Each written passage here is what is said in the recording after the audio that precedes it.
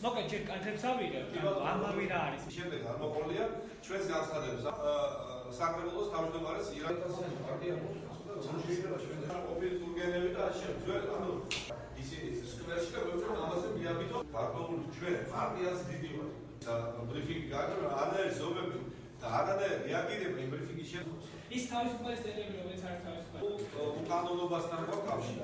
მაგრამ თავიდან იცილებს ყველას.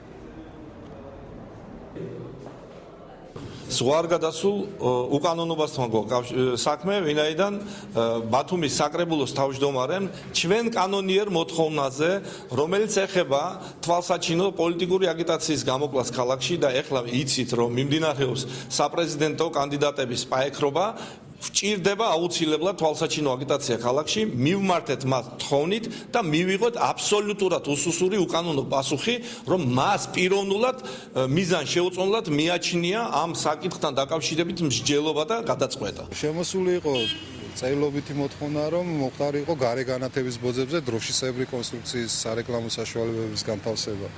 რადგან ჩვენ უპასუხეთ, რომ 2012 წელს ივლისის თვეში საკრებულოს მიერ მიღებული იქნა დადგენილება, რომლითაც ქალაქის გარკვეულ ზონებში იგრძალება ზოგადად საარჩევნო პლაკატების განთავსება, ქალაქის ცენტრალური ნაწილი, ჭავჭავაძის ქუჩიდან ზღვის მიმართულებით, მათ შორის ახალი ბულვარიც შედის და ასე რომ იმ ზონაში ზოგადად იგრძალება საარჩევნო სარეკლამო საშუალებების განთავსება.